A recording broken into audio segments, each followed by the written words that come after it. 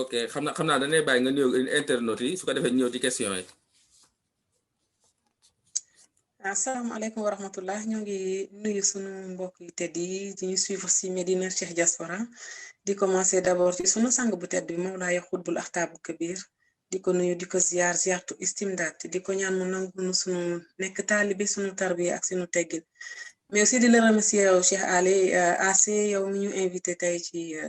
actu de la semaine c'est un grand honneur pour nous en espérant que dinañ leen andil maximum de réponses à questions yi ngeen nuy laaj incha allah. Merci beaucoup Soxna Rama le 30 septembre bi passé dafa am benn Sénégalais bu tudd Mansour Samba moo dafa ànd ak jabar ji au consulat du Sénégal à Paris pour retirer sa carte d'identité nationale léegi bu mu demee foofu mu am problème ak ñaari gendarme yi dóor ko ba mu am ay blessures léegi jabar ji moom nee na da nga ko bëggoon fayoo 15 € pour récupérer sa carte d'identité nationale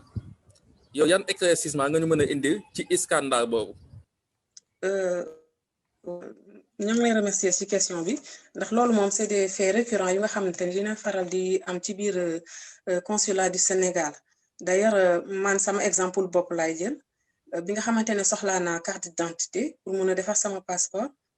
dama doon woote téléphone pour jël rendez-vous mais ki ngay jot ci au niveau du fil kenn xamul ban façon nit la ndax ni muy wax ak nit ñi déjà du loo xamante ne lu ñuy namm la lu ñuy xaar la ci nga xamante ne ay autorités ñu ñu toogal fii pour dimbali doomu sénégalais yi ñëw ci consulat bi di am soxla foofu day wooye loolu laa ko njëkk xamal ndax il m'a reçu d'une manière vraiment impolie au téléphone donc ma ne ko yow man xamuloo ma musuloo ma gis man xaw ma la musuma la gis damay woote pour sama sax pense que yéen ñi loolu moo tax ñu teg leen fi pour ngeen di dimbal doomu sénégalais yi bu ñu soxlaa seen papier administratif ak lépp lu ñuy dox ci wàllu administration ngeen dimbal leen si mais à la place yow c'est pas la première fois parce que jot naa dégg ci yow ay wax yu bari ñuy wax ne buñ fi wootee téléphone da nga leen di malmené mu ne waaw man loolu daal de toute façon man ko écoute man damay ñëw ba Paris sax gis la fekk la ko donc noonu laa demee Paris bi ma ñëwee la première chose à faire dama ko regarder dans les yeux mu xool ma xam naa mu ne ma kii daf ma xam ma ne ko xamuloo ma xamuma la mais avec la voix peut-être reconnaître nga mu reetaan daa ne ma d'accord waa Normandie bi c'est comme ça qu'on s'est fait un peu d'affinité il commence à devenir plus souple plus doux mais xam naa ne du man rek maa koy dund doomu sénégalais yu bari dinañu dund ay jafe-jafe foofu ci biir consulat bi donc il y avait une femme aussi nga xam ne foofu la Moussa dajek moom mu dëkk Paris c'était en 2019 période boobu ma doon dem di wuti samay passeport ak yu mel noonu non mais est-ce que xam nga man damaa jënd sama billet d'avion cette année dama war a dem Makka te xam naa ne malheureusement du ma mën a dem parce que ñu witee sama document la façon dont ils m'ont parlé mooy dañu bëgg ma jox leen xaalis pour ñu fay ma pour ñu jox ma sama dossier mais loolu c'est lu ñu war a seetaat la mais elle a catégoriquement refusé pourvu même qu'elle perd son billet mu bañ a sax tukki jaral na ko mais leenu du dindi un franc di leen ko fay et je pense que fekkoon ne ñu bari noonu la ñu réagir noonu la ñuy xalaate tey lii am nii tey ci consulat yi du am. léegi su ma déggee nga wax mun nañ jàpp ni consulat du Sénégal dafa am corruption. Mais vu les faits on peut dire que ça existe on peut dire que ça existe am na ñoo xam ne dañ leen di fayloo pour ñu jot mais xam nga sénégalais moom dafa am habitude balaa jugti wuti kayit rek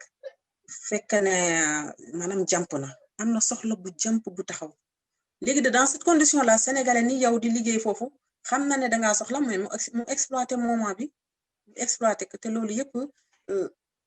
départ bi daal ci éducation bi la mais aussi administration bi la bon disons que c'est le consulat ici c'est le petit Sénégal en France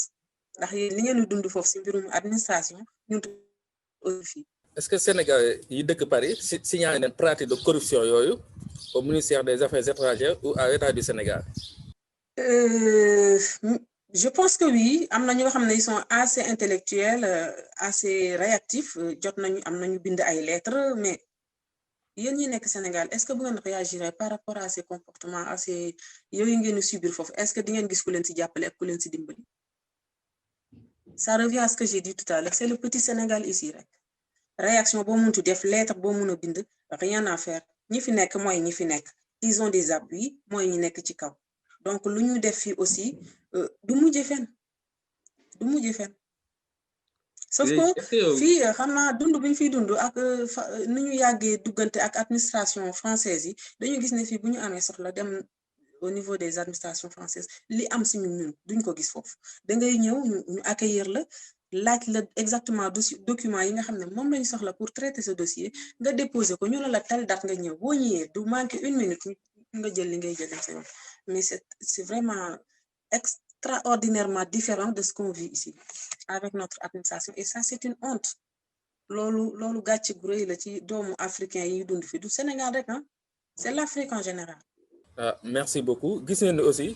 ñaari gendarme yi nga xamante ne ñoom ñoo malmené Mansour Samba état du Sénégal dafa leen suspendre est-ce que yaakaar nga ni état du Sénégal dina situer responsabilité yëpp dans cette affaire. Bon, comme on connaît notre administration, nous allons réagir sur le fait parce qu'il y a beaucoup de gens qui sont en train de dénigrer, di wax ci réseaux sociaux yi ndax léegi réseaux sociaux yi nekk na moyen bu nga xamante ne dina mën a may nit ñi ñu mën a am jot seeni àq donc vu que les personnes réagissent en masse loolu aussi def leen di tiital mën nañu jéem réagir sur le fait comme ça jël ñooñu suspendre pour le moment mais en fait du mujjee fenn ndax ñooñu bi ñu koy def seen autorité yi lañ ko doon defal. ñaar ñooñu ñëwoon foofu muy monsieur et madame bi ñu ñëwee di wut ci seen ay documents mais mine de rien elle avait déjà li mu war a fay na ko mais elle avait déjà son document li ma gis ci information yi mu expliqué ko moom ma dégg ko mu koy wax ci rajo bi nga xamante ne bon il est basé ici xaw ma fan ci France nga xamante ne loolu moo ko tax a jóg sax léegi pour défendre les droits des Sénégalais ak tamit di fésal yi nga xamante ne administration bi ñu ngi koy doxale fii de manière incorrecte et de manière totalement illégale donc moom même il a reçu des menaces sur ce fait-là mais cette femme-là lu mu expliqué nee na bi mu jëlee bi nga xamante ne ñëw na demander dossier ñëw na demander pièce d'identité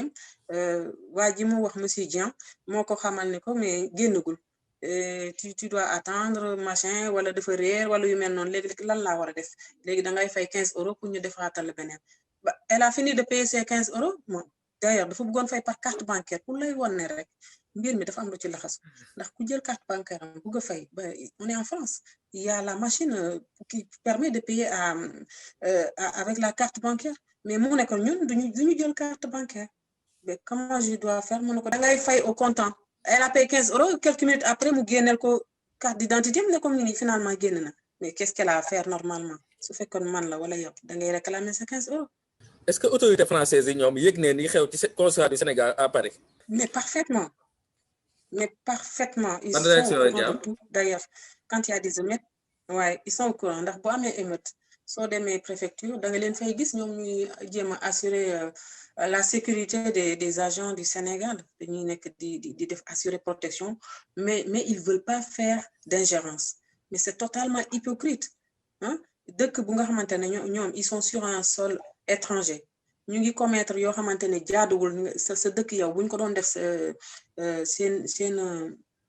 seen société bi da nga ciy jug wax ci le droit du sol tu es sur ton sol nga intervenir mais ñoom duñu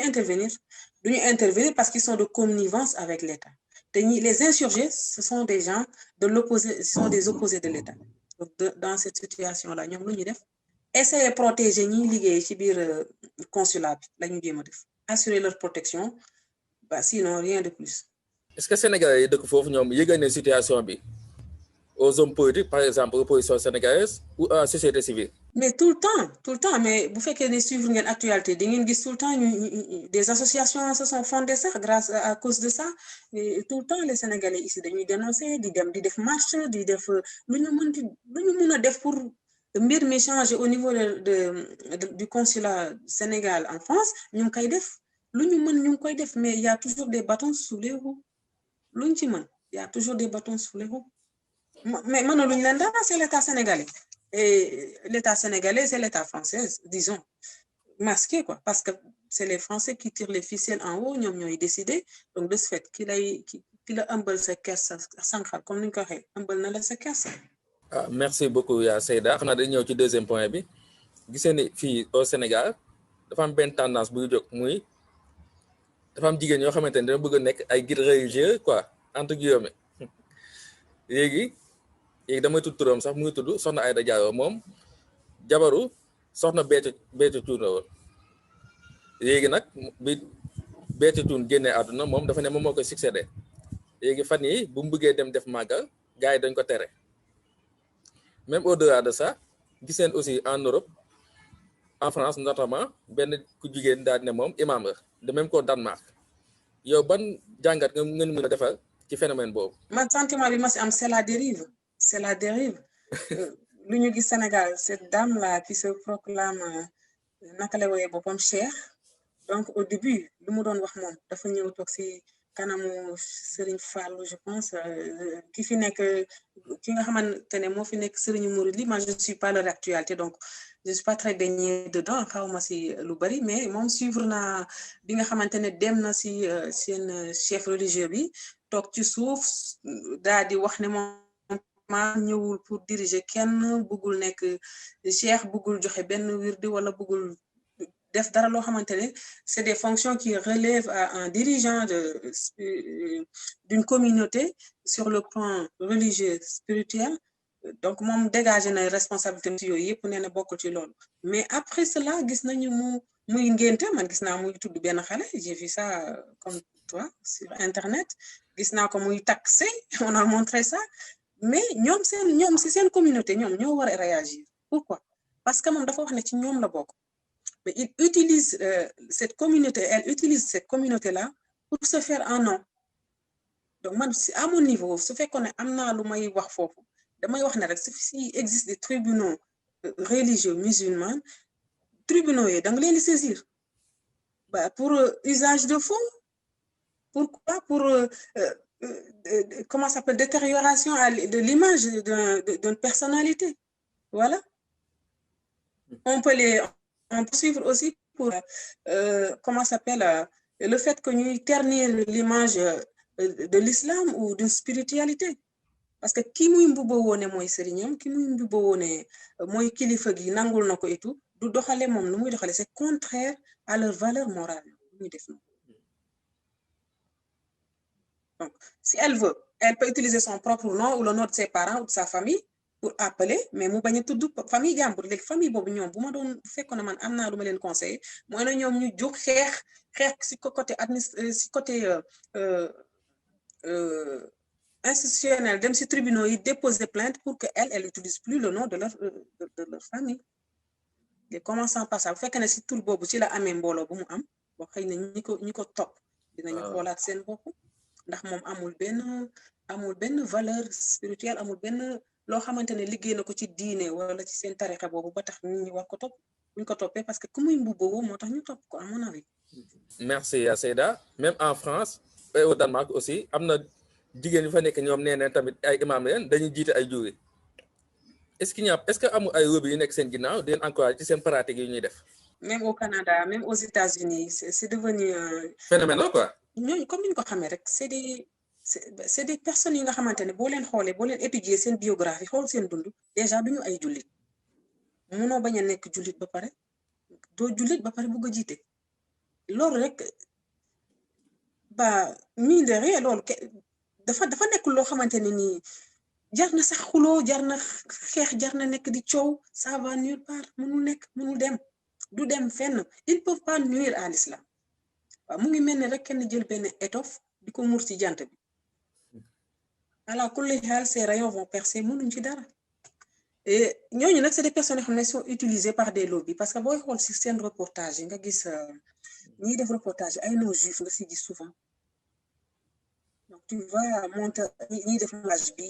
ñi règlement yi ñi machin fii chose ñëpp tu vas la majorité c'est des juifs te ces femmes là comme tu me parles de cette Chérine là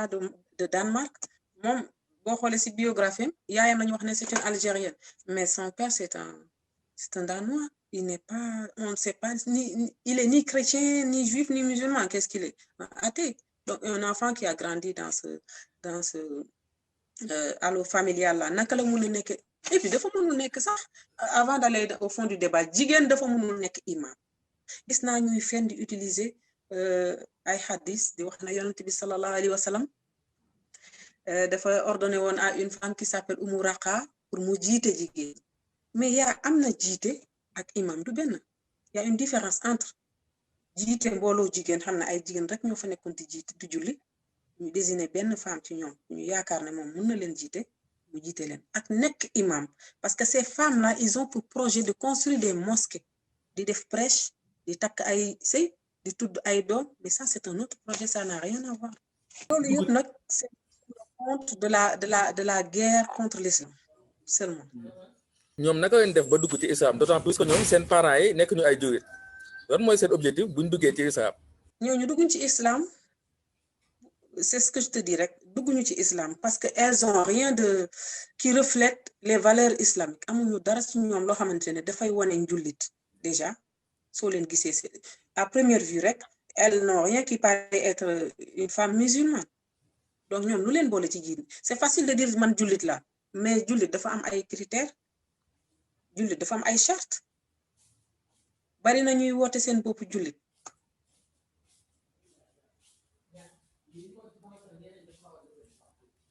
mais de toute façon li ma ci jàngat bi ma ci am daal c'est toujours dans le cadre de combattre l'islam xeex islam moo leen tax a jóg et ils ouvrent beaucoup de fronts nag dañu ubbi front yu bari pour xeex islam te gis nañ ne en général bu ñu jaaree ci jigéen ñi aussi les femmes qui se disent des femmes frustrées pourquoi frustrées parce que dañu dugg ci seen bopp yi tellement gëm loolu ne islam joxul gëdd jigéen que islam dañu maltraité jigéen islam jigéen warul jiite islam bu ñuy def héritage jigéen bi benn lay am dugal leen des choses yi nga xamante ne ci seen bopp yi loolu la ñuy jël utiliser ko pour manipuler les femmes musulmanes pour manipuler le monde musulman parce que j'ai vu des hommes qui suivent la Chérine là qui est à Danemark gis naa ay góor yu topp ci gannaaw di ko waaw am na góor yu muy jiite ne ñoom parce que elle incarne la réforme mais y a rien à réformer yonent bi andil nañu lépp yàlla wax ko ci alxuraan diina ji mat na sëkk kon kañ lan la ñu war a réformer lan la ñuy réformer te gisatuma ko man daal je m'attarde pas sur ces personnalités là ñi nga xamante ne c'est des personnes yoo xam ne dañu bëgg nguur en fait dañu bëgg lu ñuy wut mooy notoriété à mon avis c'est ça parce que bu leen dégloo ñuy wax affaire financement notre problème non seul problème c'est les financements kon ñooñu leen tax a jóg financement pour tabax mosquée mais la communauté musulmane est une communauté en tout comme ça léegi yow jigéen ñi bu fekkee dañu décider ne ñoom dañu war a tabax seen mosquée bopp am jigéen buy julli foofu nekk imam ana communauté communauté c'est un ensemble d'individus qui vivent ensemble selon les valeurs qui sont religieuses sociales ak lu mu mën ci doon culturelles mais mu nekk une communauté ensemble mais du moment que les femmes décident de tabaxal seen bopp ay jàkk di wut ay financement pour mun a jiite parce que ñun góor ñi rek ñooy jiite jigéen doon ñun dañu war a ut ay yoon yoo nga xamante ne pour mun a amal suñu mosquée bopp donc elle s'écarte de la communauté pour former ñoom seen lobby bopp en fait donc te loolu du islam loolu leneen la mais du islam. Merci beaucoup xam naa di ñëw ci suñu dernier point bi même yéen foofu en France gis ngeen ni temps yi procès Charlie Hebdo commencé waat na ba ñoom sax ñoo publié woon ay caricatures yi. ba benn waay dem foofu bëgg fa def attentat ci ancien locaux Charlie Hebdo yi loolu moo tax Emmanuel Macron vendredi bi passé moom mu def benn discours sur le séparatisme ba pare annoncé une série de mesures comme mettre fin au système de formation des imams à l'étranger et renforcer le contrôle sur son financement, enseignement de la langue arabe dans les écoles, création d'un institut scientifique islamologique, entre autres mesures. yow discours Macron boobu naka nga ko gisee. man li ma ko bienvenu pourquoi parce que ñoom ñu ngi jëm ci terme ne loolu la julli di bëggoon créer des man maa ngi ni maa nga langue arabe les enfants ne peuvent pas l'apprendre à l'école parce que amu fa loolu ka lay doon il faut l'accueillir bien parce que yàlla buy def kenn kuy yàq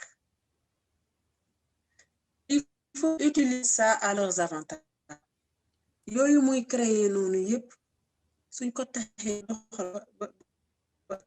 dafay nekk loo xamante ne c'est à l'avantage des musulmans parce qu'à aucun moment waxul ne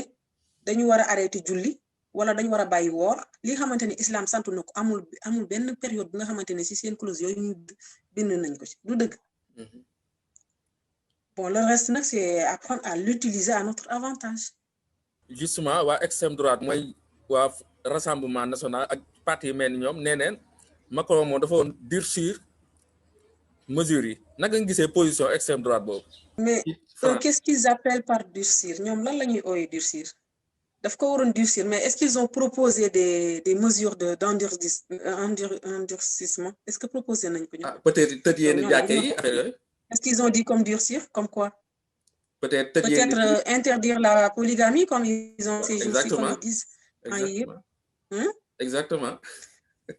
mais des polygames il y en a plein ici en France bu ñu ko interdiroon presque la majorité des Africains dañ leen génne yóbbu leen ñu ñibbi Afrique c'est encore politique tout ça là c'est politique ils utilisent les religions bu ñu gisee ne seen code popularité mu ngi baissé rek ñu commencé utiliser islam ci plateau yi commencé wax ci jigéen ñi seeni droit jigéen ñi lu tax ñu muuru pourquoi on permet ceci ici pourquoi bu ñu amee problème rek dañuy yëkkati islam dañuy jël islam teg au devant pourquoi on n'entend pas parler de la religion chrétienne pourquoi on n'entend pas faire des discussions wala Arte dem def ay reportage sur le clergé chrétien pour laaj leen pourquoi jigéen ñi mënuñu nekk ay prêtres peut-être y en a mais pourquoi ils font pas le débat dessus est-ce que dem nañ ci juif yi laaj leen pourquoi les femmes n'ont pas le droit d'être des rabbins di jiite yu mel noonu est-ce que dem nañ fa def ko mais pourquoi c'est l'islam qui est ciblé peut-être que ça me fait vendre donc c'est à mon avis ñoom dañuy tànn ils sont un peu ils sont pas impartials parce que ces femmes là bi ñu leen defee ce reportage ci ñoom ñu laaj ñuy expliquer lan moo tax ñu bëgg nekk imam islam di dénigrer islam lu leen neex ñu wax ko ci diine ji est-ce que au moins de notre côté dem nañ seeti clergé dem nañ seeti les érudits de l'islam est-ce que dem nañ xool ñi fi toogal islam bi boroom xam-xam yi dëgg laaj leen ñoom situation boobu noonu lan la fi yonante bi bàyyi ak jigéen lan mooy rôle ci islam ak lan mooy place am defuñu ko dañu yem rek uniquement sur ces femmes là donc ça veut dire que ne ñoom li ñu bëgg a wane mooy que des choses positives négatives pardon. Est-ce que aussi nombre de musulmans yi ñu gën di augmenter en France 5 millions de musulmans en France est-ce que augmentation boobu tiitaru français yi ba tax ñuy jéem a ŋàññi jullit yi. ça fait peur aussi ça fait peur parce que ñu gis seen doom yi di dugg ci diine ñu ngi gis seen doom yi di fréquenter musulmans yi ñu ngi gis seen doom y a ma fille là une copine à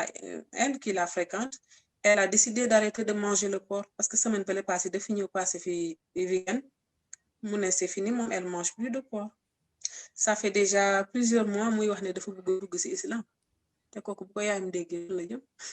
donc il fréquente les musulmans mu ñàkk foog ñu dund ak ñoom une fois que ñu fréquenté leen nag ba dund ak ñoom ba xam na ñuy dund c'est la ñuy xam ne ñun on a été éduqué quoi